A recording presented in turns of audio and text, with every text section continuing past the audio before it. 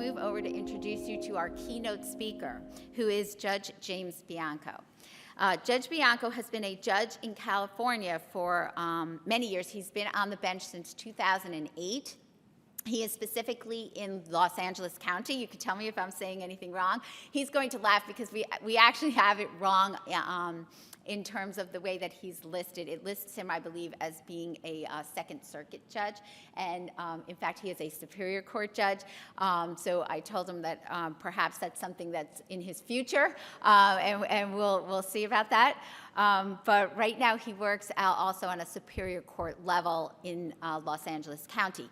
He has a very interesting position there because since, and I believe it's 2013, he has worked specifically with a mental court, and I guess it's a specific mental health courthouse in Los Angeles County, where they deal exclusively with mental health issues. So he's obviously a great person to be able to come and begin our conversations on mental health.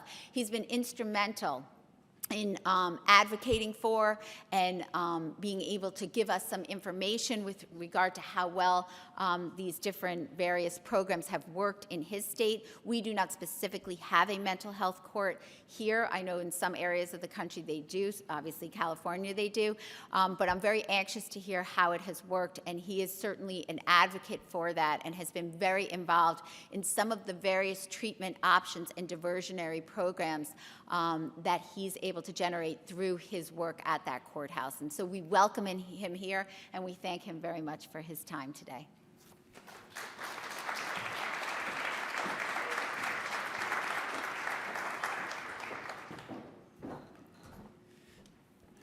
Thank you, Judge Pavia, and good morning to everyone.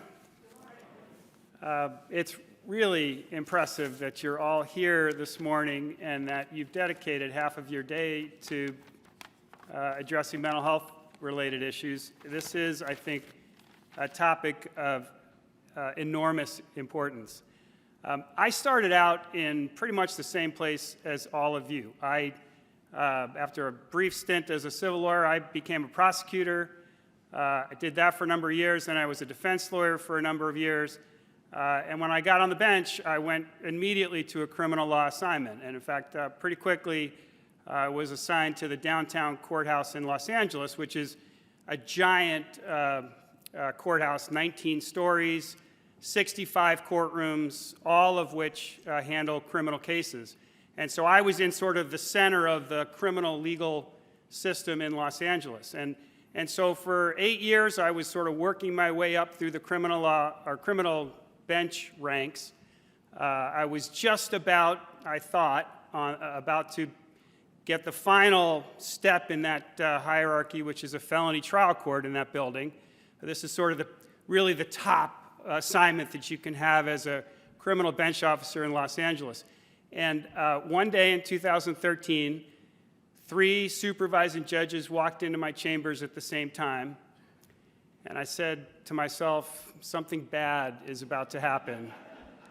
And sure enough, they said, hey, we want you to go to the mental health court.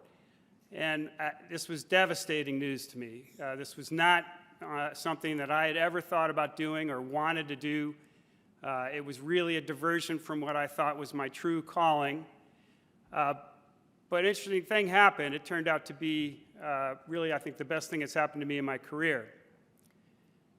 When I got to mental health, it impressed me. You know, we have a centralized mental health court in Los Angeles. I mean, it's a huge court system in our county. Right now, we're 4 courtrooms that do nothing but mental health related cases. And what I saw pretty quickly was by having judges and attorneys and mental health professionals all in the same practice at the same time, created this level of expertise, which I didn't have, but you know, over the years have developed, and an ability to work together on things that's really helpful in this particular area. The bailiffs were also really kind to the people that came through the court, particularly those in custody, which was really very different from what I had experienced in all those years in the criminal system. And I started thinking, well, this place isn't really all that weird, and it's actually kind of amazing. We centralize all of the competency cases from all over Los Angeles County. They all come to that courthouse. We have psychiatrists who are in the courthouse every day doing these same-day competency evaluations, which, is, I think, really unusual and really extraordinary. And I'm happy to talk about that. I'm going to leave some time for questions, hopefully, at the end. But the thing that caught my attention pretty quickly was there was a task force that was formed by the district attorney of Los Angeles, Jackie Lacey. And Jackie, who I really can't say enough good things about, was a very traditional prosecutor. I think defense lawyers would describe her as pretty hard-nosed. But on mental health, she was incredibly progressive, and she saw how the way that the criminal justice system handled people with mental health issues was not working. And so she brought together a task force with judges, attorneys, mental health professionals, housing people, law enforcement. There was the county sheriff, there was LAPD, and all the different police agencies in LA were represented. The fire department, probation department. It was a really big group. And what was really interesting was right out of the gate, everyone was on the same page, that what was happening in the criminal justice system with people with mental illness was not working. And this task force continued to meet. We had a one-day sort of summit, sort of like this, where we brought in some folks from the Gain Center in New York who sort of facilitated our work. I started learning about the sequential intercept model, which some of you are probably familiar with already. And out of that came a recommendation from the district attorney's office to the county board of supervisors to start an organization called the Office of Diversion and Reentry. We call it ODR. And I'm going to talk a lot about ODR because that really is sort of the organization that's doing the amazing stuff that's happening in Los Angeles. And so ODR was born. They were tasked with diverting people with mental illness out of the jail and into community treatment. And so what they do is they set up houses in the community. Usually they go into an area where they can rent a place that's big enough that they can divide up into bedrooms and house 20 or 30 people there. They staff it with really, really committed and very robust treatment folks. So you've got case managers, you've got clinicians that can provide individual counseling, you've got psychiatrists, you've got nursing, really robust staffing. And they started out kind of slow, but over the last 7 or 8 years, they now have over 100 of these houses in Los Angeles County. And so I could talk more and more about ODR and what they do, but there's a video that they put together that's about 5 minutes long that says much more than I ever could.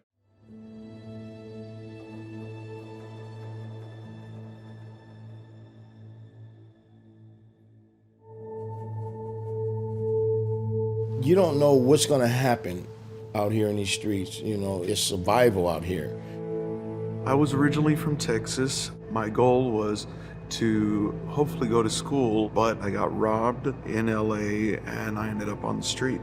I didn't have the money or the friends out here really to help me out with that problem.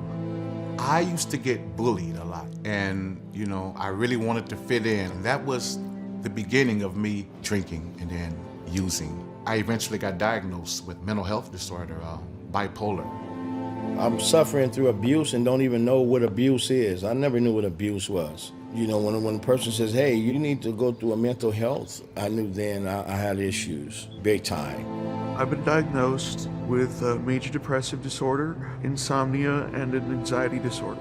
Being homeless and having a mental health situation, it's like you're locked in a box. Being that way and being in that sort of quiet desperation of, I need this medication, I do need help, and it being so hard to convey that to people.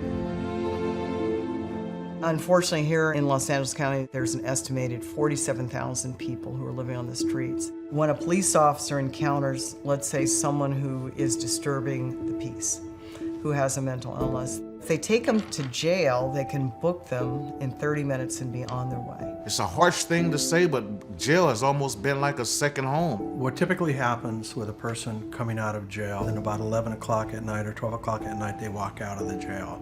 If you've been to the LA County Jail on Beauchet Street, the only thing close by is Skid Row. Getting released and not having an opportunity to participate in treatment, and the cycle kept continuing. This vicious cycle of a revolving door in and out of our institutions. There are a lot of people that we believe shouldn't be in jail. You see guys who really belong there, and then you see guys who, kind of like in my situation, stuck. It's unfair, it's unethical. There has to be a better approach. They have this new program called the ODR program. And I says, what is that? And it says, we think that if you had your own place, you won't be out doing crime. It says, have you ever had your own place? I says, no, never. It's surreal, you know, it's like, okay, I'll believe it when I see it, but it's real. There is a need for the continuum of services where a person who lives upstairs can come downstairs and receive mental health services. They get a caseworker that stays with them for life.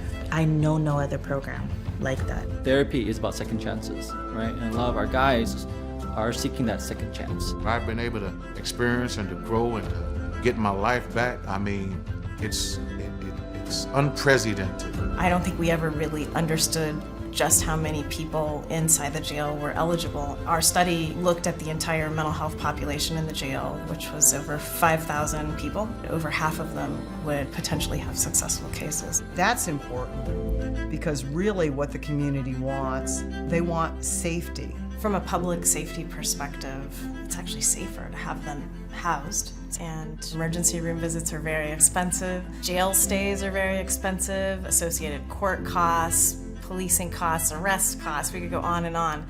But if you just house somebody and you provide them with medication, it's actually affordable. That's rewarding. It's fulfilling. Why wouldn't we all want that? This is an innovative and intelligent approach, and it's working. So far, we've safely diverted almost 2,000 people through the Office of Diversion and Reentry, and this is spreading around the country. These needs are in Chicago, they're in New York, they're in Miami, they're all over. I think it should be important for all of us to want everyone in society, to the degree that they're capable of living a life with dignity and purpose. It's really about righting some wrongs in the criminal justice system that have been going on for far too long. Well, I remember I almost laughed. When I got offered the program, I was like, is this for real? You're gonna get me a housing and medical and all that? And they're like, yeah, and you can get started all over again. It was jaw-dropping. I says, don't play with me. When I get in trouble, I go to prison. They schedule me for release. And they picked me up. I still didn't believe it. I says, they're not gonna release me, you know. And they came and they said, Baker, for release. And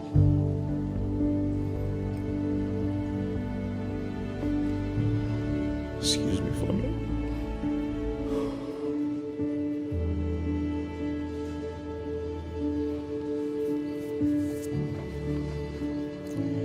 It was the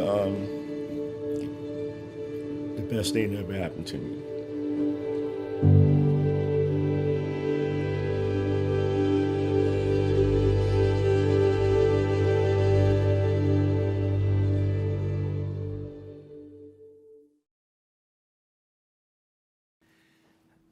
You know, the secret to what ODR does is there's no magic to it.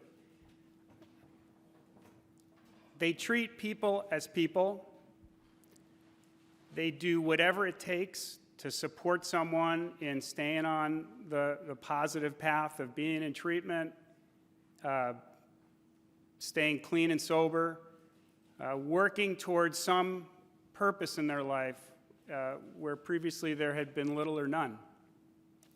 And over time, I think they're up somewhere north of 8,000 people that they've had released into their programs. The success rate has been tested by data, by the RAND Corporation. They've done studies. The county CEO has done studies. And the success rate is phenomenal. It's not perfect, but really, really good outcomes shown by data. And I think one of the things that's most impressive about it is that over time, the type of cases that ODR has handled have become more and more serious, to the point where I think we never would have envisioned having successes in cases like this. So now in my court, by far the most common case is someone with schizophrenia who's been homeless for a number of years, not connected with treatment, probably addicted to methamphetamine. That's the big drug of choice for the folks that I see. And they've done something violent. So they got in a fight with someone else on the street and hit him on the head with a 2x4. Or they were really actively psychotic and they attacked a stranger on the street. And they're charged with a felony assault. It's the kind of case I think that all the prosecutors in the room are going, oh, that person's not getting released on my watch. But what we've seen over time is that if you give people a shot and you give them all of the support that they need, they thrive. And you sort of think about this from a cost-benefit, right? You know, the difference between putting them through the normal track where they would be in jail and then in prison and then on parole and then probably repeating, you know, and cycling through again, versus putting them in an ODR program where their chances of success are pretty good and where the chances that they're going to do well long-term and stay out of the system are also pretty good. The cost-benefit really favors the ODR model. It's also much more humane, and it's also, as Jackie Lacey said, a much better way to protect public safety. Let me take a step back and sort of just touch on how we all got here. Why are we spending half a day talking about, why is a criminal law symposium spending half a day focused on mental health? And the reason goes back to the 60s and 70s. The efforts started by President Kennedy back in the 60s to close lots of the institutions that were housing mentally ill people in the US. This was actually a great idea. These institutions were really inhumane. They were locking people up long-term that really didn't need that level of treatment. And the idea was that instead of these horrible institutions, that the US would develop a community mental health system across the country which would be able to serve the needs of the folks that had been locked up. This was exactly the right thing. This was what needed to happen. The problem was that the community mental health system was never built. And it's created the same situation all across the US. You know, I was lucky enough to work with the National Center of State Courts. We recently concluded a task force. Your Chief Justice Robinson was one of the leaders of that task force. Everyone across the country says the same thing. We all have way too many mentally ill people in our systems, in our criminal justice system, that don't belong there. And the reason is because they really don't have the care, the treatment, the housing that they needed in the first place. So what do we do? You know, I looked at some statistics on Connecticut. You know, Connecticut's obviously different than Los Angeles in a bunch of ways. They're roughly the same size, about 5,000 square miles. We have about 3 times as many people in Los Angeles. We've got about 10 million people. You've got about 3.5 million. You've got about 3,000 homeless people, so it's a problem. But for us, that's sort of a counting error. We've got about 70,000 homeless people. But the issues are the same. Not enough housing for people that need it, and not enough treatment for people that need it.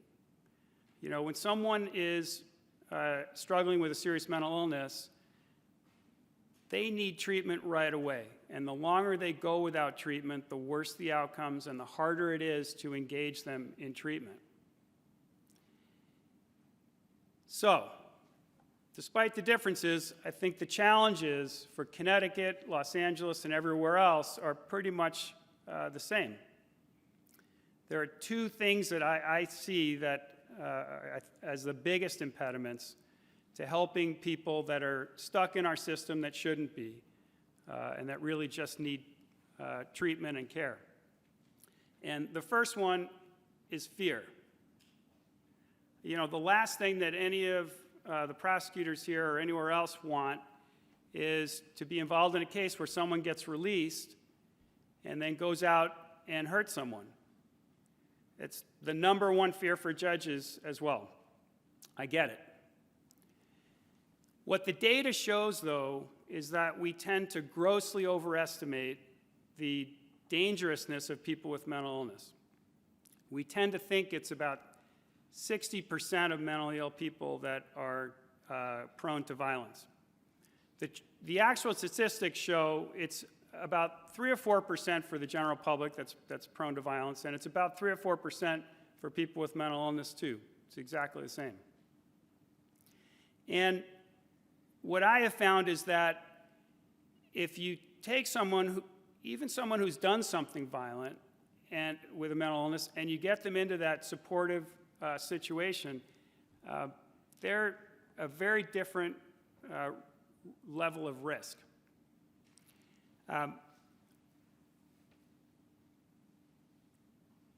And so, you know, you think about how do you deal with this fear factor that happens in courts, I think, everywhere. And I think the answer to that is to have a centralized mental health court. I think the advantage of a centralized mental health court, in addition to the expertise that develops among the judges and the attorneys, is you also get to see what happens when you release people to this sort of supportive care. You think, oh goodness, we're taking a risk with this person, and you then see as they work their way through that process what becomes of that person and how they do. And when you see them thrive, it gives you that sort of that reinforcement that, okay, this was the right decision. And I think that's how we've slowly brought more and more serious cases into our mental health court and allowed them to be released to community treatment. However, just starting a mental health court is not going to do it, because you can easily fall into what I call the sort of kumbaya syndrome. And that's where you've got a mental health court that is, trying to do the right thing, but is only really releasing the very easy cases, the people that, have committed low-level crimes, maybe misdemeanors or a very non-serious felony, where they're pretty easy to connect with treatment, pretty easy to succeed in treatment, but frankly, they're not the ones that really need that level of supervision. They're probably folks that if you connected them with treatment without the supervision of a court, they'd do fine. And the Kumbaya Court feels really good about what they do. They have graduations, everyone pats themselves on the back. You might get a really nice article in the newspaper about this great mental health court, but you're really not accomplishing what needs to be accomplished, which is to get all of the people with mental illness that are in the criminal justice system that shouldn't be out of the criminal justice system. So what you've really got to do to avoid the Kumbaya syndrome are two things. One, and I'm sorry to all the prosecutors out there, I'll apologize in advance, you can't give prosecutors veto power, because with that veto power, you're giving one side the ability to sort of say who comes into the mental health court and who doesn't. It's a model that won't work. It won't allow you to progress to the point where you're really getting at the serious cases that you need to. And you can't have timid judges. We're as risk adverse as anyone. But you've got to have judges that are willing to really take this on, willing to take what appears to be a risk. I don't think that the decisions I make are particularly risky, but you've got to have judges that are willing to make these calls, willing to make tough calls. That's how it's going to work. And I should point out that it's what we're afraid of when we release someone who's committed some violent act is that one day they're going to walk out of the program and they're going to do something really harmful to another person. In reality, it's a lot different than that. What most often, in my experience, causes someone to leave a program is they want to use. And so what will happen is, they'll be struggling along. The treatment team will be doing everything they can to keep them on track. They'll be trying to, get them the substance abuse treatment they need, the support they need. And the person will just walk out the door. None of these programs are locked, which they really shouldn't be. And they'll go out and they'll use. We have a very quick protocol set up where the court gets notified. The case goes on calendar within a day or two. And if the person's left the program, I issue a bench warrant. That person, remember, right, they committed a violent act when they were really psychotic. They had been off medication for a period of time. They sort of were at a pretty bad state. When they first walk out of the program, that's not really where they are. They're using again, but they haven't kind of gotten down to that point that they were when they first committed the offense that got them into the system. And so what typically happens is they're arrested on the bench warrant and back in custody before any bad thing happens. And I've seen that cycle repeat literally hundreds and hundreds of times. So that, I think, is the number one challenge, fear. And the second big challenge is lack of treatment. If we had the community mental health system that we should have built back in the 60s and 70s, I think we'd be in a very different position. We probably wouldn't be having this discussion this morning, but we also would have treatment to put people in when they are in the criminal justice system and need to be diverted. The big push across the nation is for diversion, and the big question we all keep asking is divert to what? If you don't have treatment available when you need to divert someone, you're extending their stay in custody, which is, not only very costly, but it's keeping that person from the sort of care they need that much longer, and it makes it that much more difficult to engage them. And so how do you develop those resources? I think what happened in Los Angeles is a pretty good example where we had a really great leader. I mean, it was really a dream come true to have our district attorney leading the charge. And obviously she had a voice that the county would listen to and did listen to. And that program has continued to grow. And please, don't get me wrong, I'm not here to tell you it's all unicorns and rainbows in Los Angeles. We're still trying to expand this program. The struggle is still ongoing. We've got plenty of political issues that we're dealing with that are an impediment to us getting to where we need to go. But I think we have made some really good progress and we're doing some good stuff. Here in Connecticut, you've got also a very powerful leader in your Chief Justice. I spoke to him last week. He absolutely gets this stuff and knows where Connecticut needs to go. But I think if the experience in Los Angeles is any indicator, it's going to take everyone pulling together. What I've typically found is when you get everyone together in a room, there are always going to be some naysayers that say, no, we shouldn't do this, and they'll have great reasons why.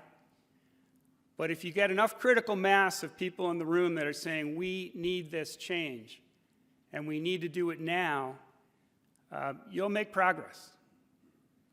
I'm smiling because I'm thinking of a a story I want to tell you about. One of the things that I did, and I'll close with this story and then take a few minutes for questions. One of the things that we did in Los Angeles is we went to Italy to study mental health.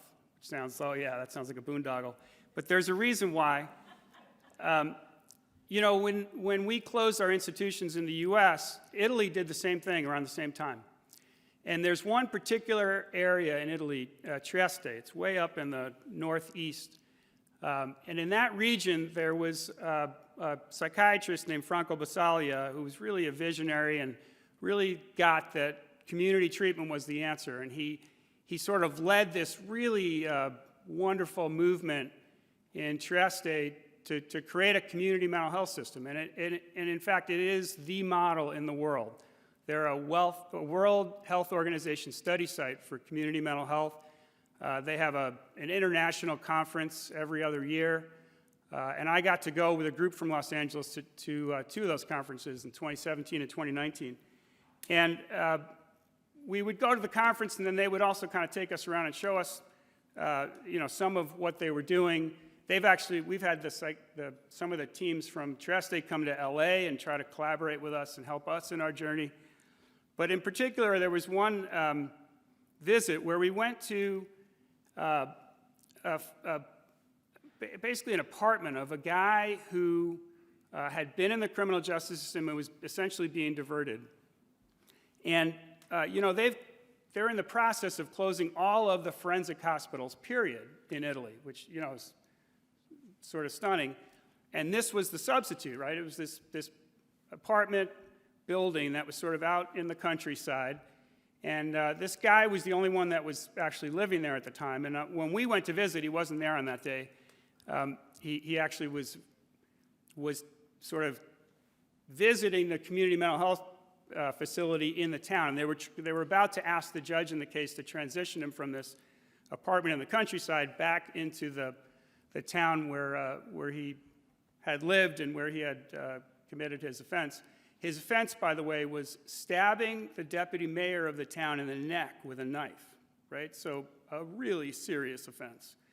And so the people that were working with him at the apartment were showing us around. They showed us his bedroom, his kitchen. They were very excited about the progress he had made. He had done really, really well. And they felt the judge was probably going to say, okay, he can go back to the town and work with the community mental health system and live there.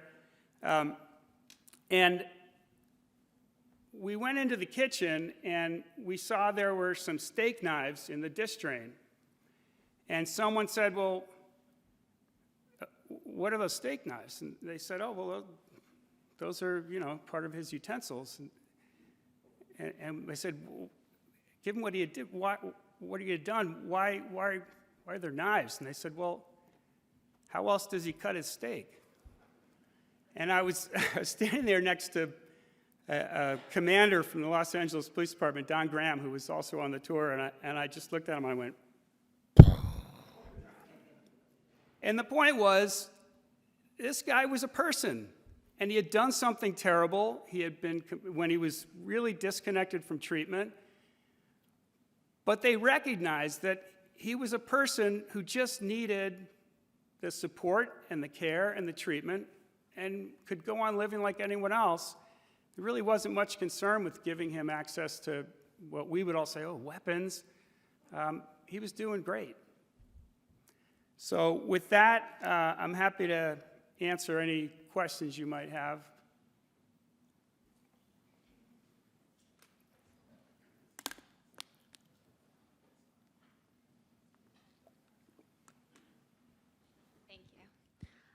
So I have a lot of questions, but I'll limit it to two. Are there any crimes that are absolutely precluded from the system? And then how long do you typically monitor a defendant? And it's gonna be 3. And so after they finish, what programming do you have? How long does that last? Great questions. So yes, there are crimes that are excluded by law. Our diversion law doesn't allow diversion for murder or for pretty much all sex crimes. But other than that, there's no statutory prohibition. We haven't gotten into the level of cases that I just described in Italy, where someone's stabbed and injured seriously. So I think that would be kind of, where we're at the moment. The length of supervision is usually somewhere, on a felony case, it's usually close to 2 years. Our diversion law provides for a 2-year period, although if someone's found incompetent, those are the folks that I'm dealing with, their 2-year period is shortened usually by a few months for reasons that aren't worth getting into. And I'm really glad you asked the third question, because I think it's something that's important. The whole sort of premise of the ODR program is that once they're done with their period of being supervised by the court, they then go into permanent supportive housing. And I think this has been one of the tricks, or one of the challenges, is that permanent supportive housing is expensive. And I think the county struggles with that reality. I mean, really, the reality is you cannot provide permanent supportive housing, but then you're basically putting someone back onto the streets, back into a situation where they're, it's very difficult, in my experience, for someone who doesn't have housing to remain engaged in services. It really doesn't work. Judge, thank you very much. I was wondering, in the sort of longitudinal look that maybe you've done with some of these folks, the people who you shared the video are very articulate. When did their issues start? Because there just seems to, we're doing so much on the back end, and we're missing, I would bet if we interviewed some of these folks, things started in their teens or early adolescence. And I'm wondering if you have had that experience. Yeah, it seems to me that, that's when a serious mental illness, I mean, I'm a layperson, but that's when it typically becomes apparent. There are some other factors, though, which make it a little more difficult to understand. Methamphetamine is a really confounding piece of this because, when I first got to mental health 10 years ago, what the psychiatrists all said is, if someone's using meth to the point that they are psychotic, it can mimic schizophrenia. You really can't tell the difference clinically very quickly. But the psychiatrists all said, well, once that person is clean, give them 2, 3, 4 weeks, the psychotic symptoms will go away. That's no longer what psychiatrists are saying.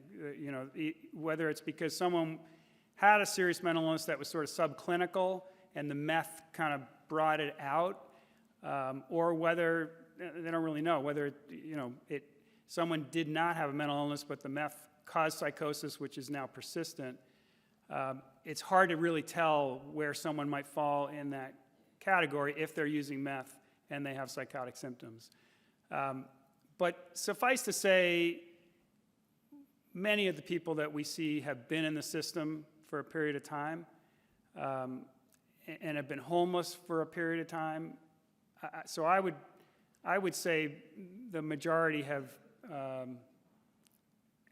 had these issues for quite some time that have just gone unaddressed. And I think you've also hit on a really important point, is that we really need to start caring for people at the earliest possible moment. And I think there are efforts in California and other places to try to do that, to try to make sure that transitional aged youth get care that they need. Because, when we compare the U.S. to a place like Trieste, part of the problem we have is we've let our population go so far downhill that now the efforts to try to get back to where we ought to be, or in the best case, where a place like Trieste is, it's a Herculean effort. But I don't think we have a choice. Good morning. Thank you for everything. I just have a couple questions. You mentioned that the facilities aren't locked and people leave when they want to use. My question is, I may have missed it, but is there a role that you believe that people with lived experience can play in helping others navigate through that, to stay in the program? And then, are there actually people with lived experience in your programs? So, great question, and the answer is absolutely 100% yes. People with lived experience are, I think, a really critical piece. It's something that in Trieste they really do in a tremendous way. We do it in Los Angeles. I think we're still not using people with lived experience or getting that help to the extent that we could. But yes, I think that's a critical piece of this. Hi, good morning. I just was wondering if you involve families in the programs as a protective factor. Many of the individuals, I'm assuming, maybe parents. I don't know if you've done any counting of that to see how they can stay engaged with their children and others in their family for support. So the answer is yes, but with some qualifications. I think involving families is a critical component of someone's well-being. That's where I think the potential for support comes from. And the things that I've learned and others, people need three things, right? They need a place to live, they need something to do, and they need someone to love, right? They need kin, whether it's the community that we have in these ODR houses where they're just, basically other people around them that they can kind of create a community with, or family is sort of the natural route. The only qualification I would have is, there can sometimes be issues that would make that not the greatest thing, right? Sometimes families are not supportive of treatment. No, I only want natural remedies for my child. For someone with schizophrenia, I'm not sure that's the best, most supportive situation there could be. There are also lots of cases that I see where, this person has been on a bumpy road for a long time, and, the relationship with the family is really, really strained to the point where the family's got restraining orders, and, the family needs a break and needs that person to be doing well and thriving and then start to build back the trust. So, but I think families are a key component, and when they're in court, I always try to involve them in the conversation. Yeah, one of the problems that I've experienced in representing clients over the years with these issues is just willingness to engage in treatment, specifically with schizophrenics or chronic substance abusers, and I'm just wondering how you deal with that hurdle, and do you see a lot of that in the practice? Absolutely. It's really kind of interesting. We changed our competency law in California in misdemeanor cases at the beginning of 2022. The legislature basically took restoration off the table, and they changed the competency law for misdemeanors in a way that makes it really difficult if someone doesn't want to engage in treatment. And so we kind of knew, as of January 1st, this was going to be a whole new wild horizon. And so in a way, we've had a chance to see how this goes, and what happens when they're really, you don't have that sort of leverage of, well, hey, you can go to treatment or you can stay in jail, that we do on felony cases. And what I found is the majority of people who are incompetent to stand trial are, typically they don't have stable housing, they haven't been engaged in services, they've been living a pretty tough road. If you say, hey, we're going to give you what ODR has to offer, we're going to give you housing, we're going to give you great help with everything you need, and we're going to give you a path to permanent housing, most people say, yeah, absolutely, sign me up. How quickly can I get there? But there are always people, and we've seen this, where they just want absolutely nothing to do with treatment. And frankly, I think those are the toughest situations. I don't know that we have a great solution, but I think, first of all, we've got our hands full with all the folks that do want to engage in treatment and services and housing. But But I think one of the things that we need to do better at to reach people that are somewhat resistant is having the treatment available quickly, so there's no wait, and having it available in a sort of persistent way. So someone who's had bad experiences with treatment or doesn't like medication, doesn't want to engage, that person may, at some points along the way, have a change of heart. The window may open for a short time, and they may say, yeah, I'm willing to give it a try.